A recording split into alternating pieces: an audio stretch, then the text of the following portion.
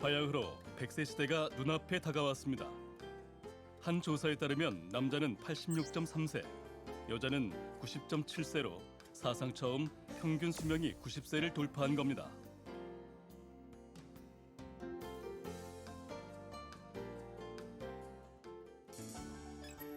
수명이 길어지며 생애 주기도 달라졌습니다. 인생을 24시간의 시계로 표현하면 평균 수명이 76세이던 20여 년 전에는 38세가 청춘에 해당하는 정오였지만 평균 수명 100세 시대에는 50세가 12시로 딱 절반, 한창 낮은 셈입니다. 곧 다가올 평균 수명 100세 시대를 살아갈 첫 번째 주인공들은 1955년에서 1974년 사이에 태어난 이른바 베이비 부머 세대가 될 것이라는 전망. 하지만 이들에게 과연 100세 시대는 축복일까요? 60세에 은퇴를 해야 되는데 대부분 생애 주요 직장에서는 49세에 퇴직을 한단 말이죠. 하고 이제부터 어떻게 사나 그런 걱정과 근심, 그런 나라가 돼 있잖아요. 그래서 지금 노인 빈곤율도 우리나라가 세계 1위인데 우리나라만큼 사는 나라에서 이렇게 사는 나라 아무 데도 없어요. 예, 70대 정도 넘으신 분, 제 주변 분들도 일이 있으면 하고 싶다 그런 얘기들을 많이 하세요. 뭐 설렁탕 한 그릇도 자기 돈으로 사고 싶다고 그러시는 분들이 많으니까. 인생 시계에서 딱 절반의 여정. 어쩌면 아직 젊다고도 할 수 있는 중장년층. 5, 60대에 해당하는 1700만 베이비붐 세대의 본격적인 은퇴 시기가 찾아왔습니다. 하지만 그들 또는 우리가 맞이하게 될 100세 시대는 과연 준비되어 있을까요? 대한민국 5, 60대 은퇴자들의 현 주소 PD리포트 이슈본에서 진단해 봅니다.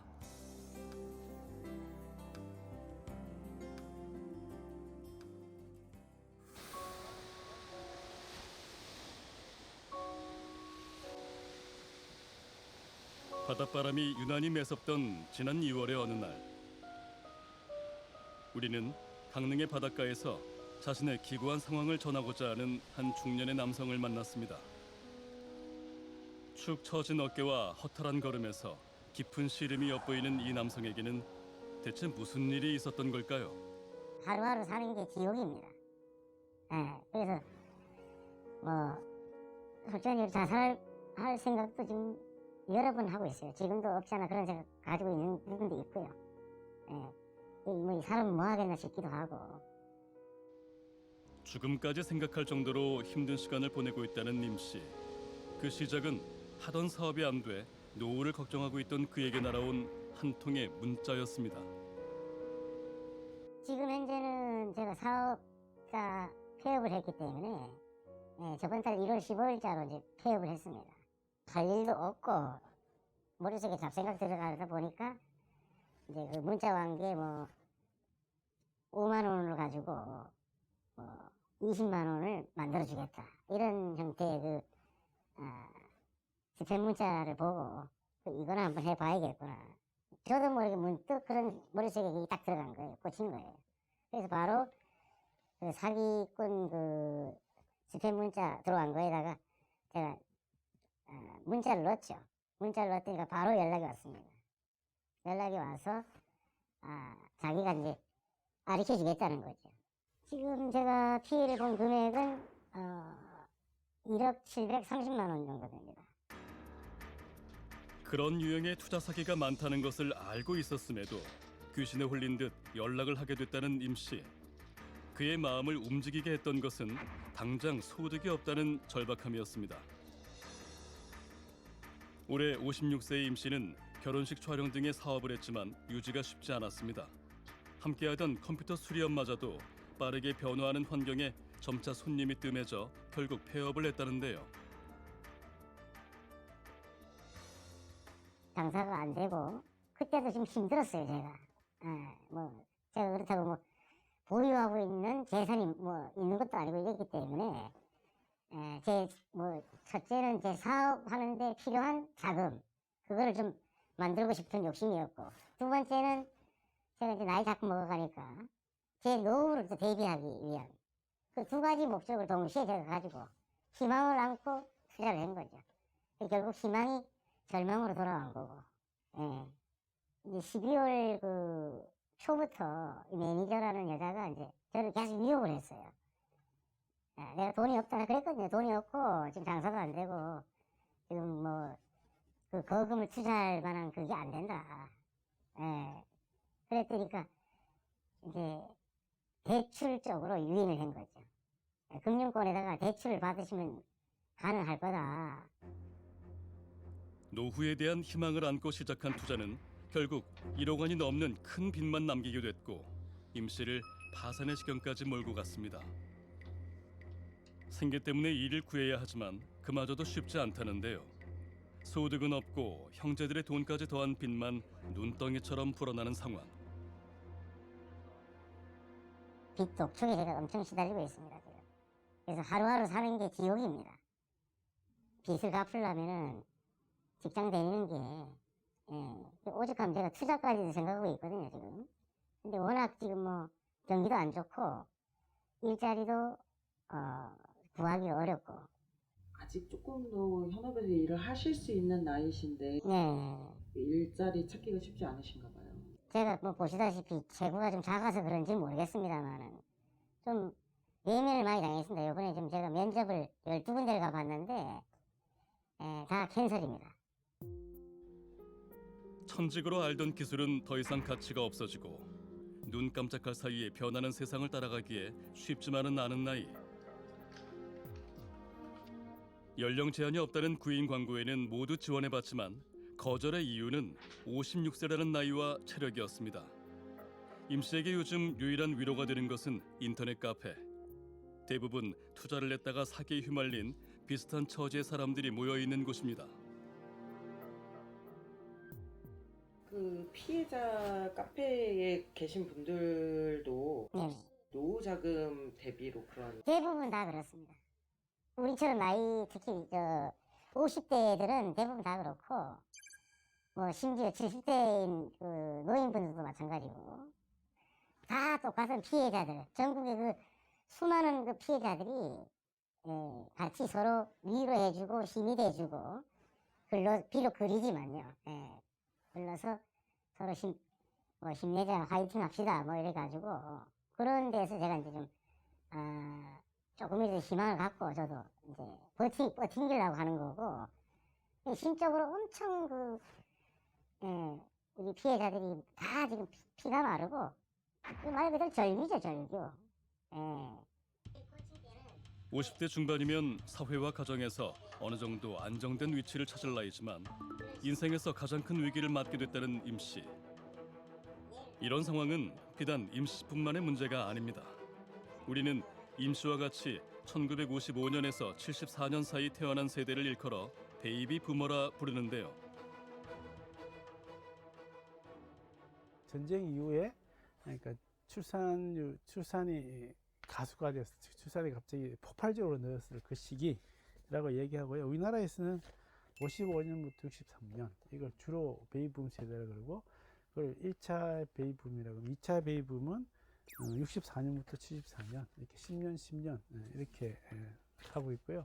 1차 베이비붐 세대 인구가 한 700만쯤 되니까 그게 이제 그 이후 다 합치면 2차까지 치면 1600만 되니까 우리나라 인구의 3분의 1까지 차지하니까 이쪽이 폭발적으로 인구가 늘어나다 보니까 이 사람들의 행동, 이 사람들의 어떤 요구 이런 것이 이제 전 사회적으로 미치는 영향이 커지는 그런 단계인 거죠. 주목해야 할 사실은 인구의 3분의 1에 달하는 이들 베이비붐 세대가 임 씨와 같이 인생의 격변기를 맞고 있다는 것입니다. 이른바 베이비붐 세대의 아이콘이라 할 수 있는 58년생들은 이미 65세 이상이 되어 고령 인구로 편입된 상태. 이로써 64년생까지의 1차 베이비붐 세대는 모두 법정 정년을 넘겼습니다. 거기에 막내격인 74년생도 50대에 접어들며 매년 70에서 90만 명 정도의 베이비붐 세대들이 고금리, 경기 불안 등의 이유로 사회적 은퇴를 맞이하고 있는 것인데요. 생애 주요 직장이라고 많이 이야기해요. 그러니까 그 인생에서 가장 오래 있는 직장 얘기하는데 거기에 일하는 기간이 엄청나게 짧습니다. 17년도 안 되거든요. 생애 주요 직장에서의 퇴직이 이제 49세로 원래 51세 49세로 나왔으니 그때부터 불안한 생활이 되는 거죠. 들어간 직장에 괜찮은 직장에 가서 살고 은퇴할 거라고 대부분 생각을 하는데 대부분은 그렇지 않단 말이죠. 정년을 통해서 은퇴하는 경우 60세잖아요. 하는 경우 8%밖에 안 돼요. 나머지는 다 뭐냐면 공고사직 그러고 이제 기업체가 폐업 그 사업 불안 그런 식으로 이렇게 밀려 나가는 거죠. 그 정년과 아무 상관이 없이. 통계에 따르면 지난해 5월 기준 55세에서 79세가 일자리를 그만둔 평균 연령은 약 49세로 조사됐습니다. 60세 정년을 한참 못 미치는 나이에 비자발적으로 사회적 은퇴를 맞이하게 되는 것입니다.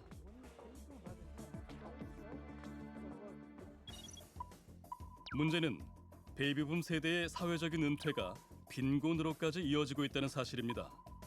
우리나라 65세 이상의 빈곤율은 40% 이상으로 OECD 국가 중에서도 독보적인 1위를 유지하고 있는 상황. 법원 행정처에 따르면 지난해 상반기 기준 법원에 접수된 개인 파산 신청자 10명 가운데 4명은 60세 이상으로 60세 이상 파산율도 사상 최고치를 기록하고 있는데요. 파산의 원인으로는 사업 실패가 가장 컸지만 주식 투자, 사기 피해 등의 비율도 큰 폭으로 증가한 것으로 나타났습니다. 어쩌다 편안해야 할 은퇴 시기에 이런 일들이 벌어지고 있는 것일까요? 우리나라처럼 이렇게 노인 빈곤율이 높은 나라 하나도 없어요. 노인 빈곤율, 다른 사람들의 인구 집단의 빈곤율이 거의 비슷하든지 노인 빈곤율이 오히려 낮아요. 은퇴해버리면 우리나라 국민연금이 이제 88년도에 됐잖아요. 88년에 됐으니까 사실 이제 그 베이비 세대 88년도에 도입을 했는데 그때는 한 800만 정도만 들어갔어요. 그래서 추정을 해보면 베이비붐 세대가 국민연금 받는 수급률이 50에서 60%밖에 안 나온다는 거죠. 연금의 목적은 뭐냐면 연금을 받고 일을 하지 않고 살 수 있게 하는 게 연금의 목적이에요. 근데 60만 원 받고 이제 그거 받고 살아라. 불가능한 거죠. 그래서 그러니까 은퇴기가 되면 이 사람들이 더 힘들어지고 대부분이 이제 자기 어떤 개인적으로 뭐 강남에 아파트에 있다든지 유산을 받았다든지 이렇지 않은 이상은 다 그 빈곤에 빠질 가능성이 많게 되는 거죠. 재산이 많지 않은 이상 은퇴 후에도 일정 금액 이상의 꾸준한 소득이 필요하다는 것인데요. 전문가는 그 해답이 양질의 일자리에 있다고 이야기합니다. 다른 나라에 비하면 일을 너무 열심히 하는 것 같아요. 자기가 어떻게든 자기가 먹고 살아야 되는 거예요. 그래서 막 자영업도 하고 막 어디나 조그만 일자리만 있으면 가서 일을 하고 그 근로에 대한 어떤 그 생각이 긍정적인 거거든요. 그러니까 나쁜 면도 있지만 그러면 그걸 살려줘야 된다 이거죠. 기업 내외에서 나이 든 사람들이 할 수 있는 일자리를 발굴하는 거죠. 기업 체계를 임금 체제뿐만 아니고 나이와 상관없이 직무에 따라서 기업이 움직여 나가게, 그리고 그걸 이제 근로자도 당연히 또 수용을 하고 장년 노동자를 또 채용하면 그에 대한 보조금을 주고 이런 프로그램도 이미 상당히 있어요. 있는데 그걸 이제 상당히 지금보다 좀 적극적이고 확대할 필요가 있다. 인생 이모작이 필수가 된 100세 시대. 하지만 중장년층들의 재취업 쉽지만은 않을 텐데요. 이런 어려움에 처한 중장년들이 모여 선순환 구조를 이뤄낸 곳이 있습니다. 한눈에도 지긋한 나이로 보이는 직원들, 바로 별사탕 학교라는 사회적 협동조합입니다. 은퇴 후 또다시 일자리가 필요해진 40대 이상의 중장년이 모여 조합을 설립함으로써 일자리를 만들어낸 것인데요. 재미있는 것은 이곳에 취업한 직원들이 또 다른 이들에게도 재취업의 기회를 제공하고 있다는 겁니다.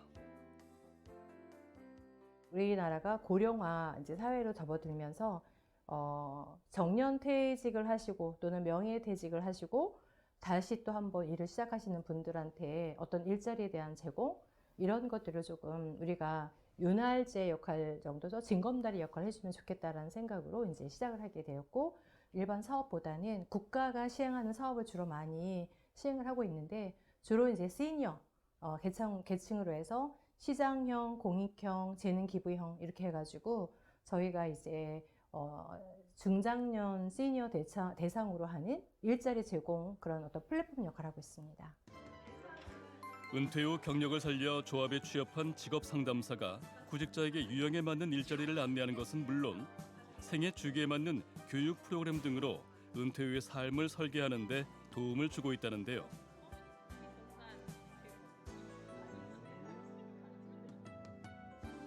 어린이집 텃밭 관리, 우체국 행정 도우미 등 정부 지원을 받아 소득을 올릴 수 있도록 중장년층에게 적당한 일자리를 개발하는 것도 이곳의 역할입니다. 저희가 이제 190명 작년에 했는데 이번에는 200명 신청해서 하고 있습니다. 작은 일자리라도 내가 지금 할 수 있다는 거에 만족감이 상대적으로 높으세요. 그래서 최근에는 이제 텃밭 가꾸기 이런 분들도 계시지만 어린이집에서 우리 또 도움 주시는 우리 어머님들도 내가 뭔가 할 수 있다는 거, 내가 활용이 가능한 인재라는 거에 대한 부분을 많이 생각하셔서 생각보다 정말 만족도가 높으시고요. 경쟁률도 셉니다. 무엇보다 중장년들에게 필요한 것은 일을 그만두는 날까지 자신의 경력을 살려 꾸준한 소득을 올릴 수 있는 양질의 일자리. 별사탕 학교에서는 사회적 자산을 쌓아온 중장년의 경력에 맞는 기업을 연계해 단기간이 아닌 계속적인 고용으로 이어질 수 있도록 하고 있는데요. 한 분은 이제 마케팅에서 본부장까지 하셨던 분이신데 그분이 지금 본인이 과거에 가졌던 어떤 경력이라든가 역량을 지금 발휘하시면서 지금까지 일하시는 경우가 대표적인 역할이었고요. 이제 이분들은 신중년 경력형 일자리에 참여하셨던 분들이세요. 모두 6분이. 그래서 3분 정도가 인턴 기간을 끝내고 정규직으로 전환된 케이스입니다. 은퇴 후 새로운 일을 찾아 제2의 인생을 산다는 것은 어떤 모습일까요? 별사탕 학교를 통해 경력을 살려 기업에 정규직으로 재취업했다는 주인공이 있어 찾아가 봤습니다. 수요가 그렇게 많대요? 정부의 신중년 경력형 일자리 사업으로 배달 서비스와 마케팅 등의 사업을 하는 사회적 기업에서 이 일을 시작했다는 서동환 씨. 사업이 끝난 후 인턴 기간을 마치고 정규직으로 정식 채용이 됐다는데요. 대학을 나와서 첫 직장을 한국에 있는 대기업에서 한 15년 생활을 했습니다. 그리고 우연한 기회가 돼서 이제 그 글로벌 기업에서도 한 5년 지냈고 주로 기업에서 그 마케팅하고 영업 지원, 그다음에 광고, 그다음에 경영 전략, 그쪽 일을 했었습니다. 그러면 선생님 정년 은퇴를 하신 건가요? 아니요. 제가 정년보다 좀 한 5년 정도 빨리 자발적 은퇴를 했습니다. 그래서 우연한 기회에 이제 여행작가협회에 등록을 해서 과정을 마치고 한번 나중에 내 삶을 위해서 한번 도전해보자 해서 은퇴를 하고 여행작가로 시작을 했죠. 그래서 저 같은 경우에는 그런 내적 지향성이 약간 좀 작가로 하기에는 좀 부족하다라는 걸 지내면서 느꼈어요. 그러던 와중에 이제 그룹에서 같이 근무했던 선배님의 그 권유로 정부에서 그 중장년 퇴직한 분들을 위한 지원 프로그램이 있더라고요. 그래서 그들의 어떤 그동안 직장 생활의 경력을 살려주는 그런 프로그램이 있어가지고 우연찮은 기회에 그걸 지원하게 됐고. 서동환 씨가 도움을 받은 신중년 경력형 일자리 사업은 퇴직한 전문 인력에게 지역사회에 필요한 일자리를 제공해 일의 경험과 함께 재취업을 할 수 있도록 지원하는 정부의 사업인데요. 현재는 각 지자체에서 실시하고 있습니다.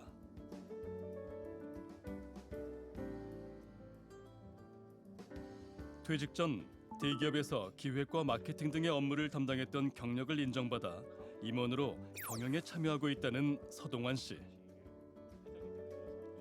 신중년 경력형 일자리 사업을 통해 몇 개월간 합을 맞춰본 것이 정식 채용의 계기가 된 것입니다.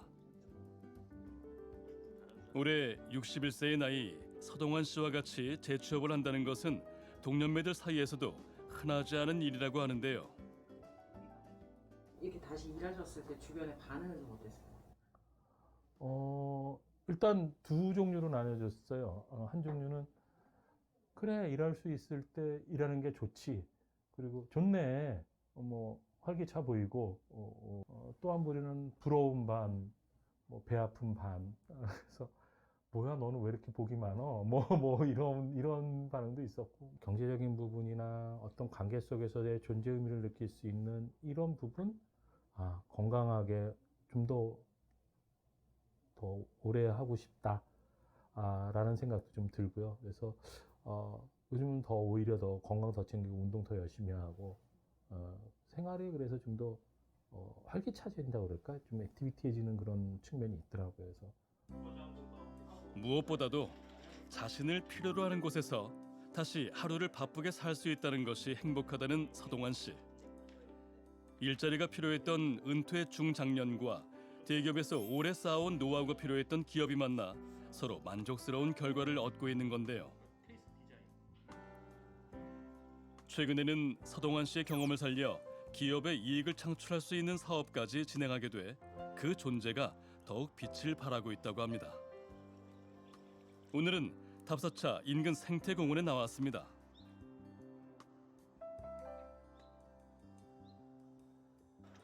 저희가 작년 2023년도에 한국산림복지진흥원에서 시행하는 그 습체험 확산 프로그램에 지원을 해가지고 선정이 됐어요. 저희가 지원했던 사업은 그 중장년층들을 대상으로 해서 숲이 인간에게 주는 어떤 이로운 점을 갖다 체험하는 것뿐만이 아니라 거기에 예술적인 부분을 갖다가 접목을 시켰어요. 그래서 회사에서는 좀 좋아하실 것 같아요. 이렇게 자발적으로 뭔가 일을 계속 하시니까. 네, 많이 좋아하시죠. 그리고 어차피 그 사업주의 입장에서는 사업의 영역의 확대이고, 그다음에 그 회사의 어떤 밸류가 이름이 올라가는 그런 일이기 때문에 많이들 좋아하시고 굉장히 적극적으로 지원해주고 계십니다.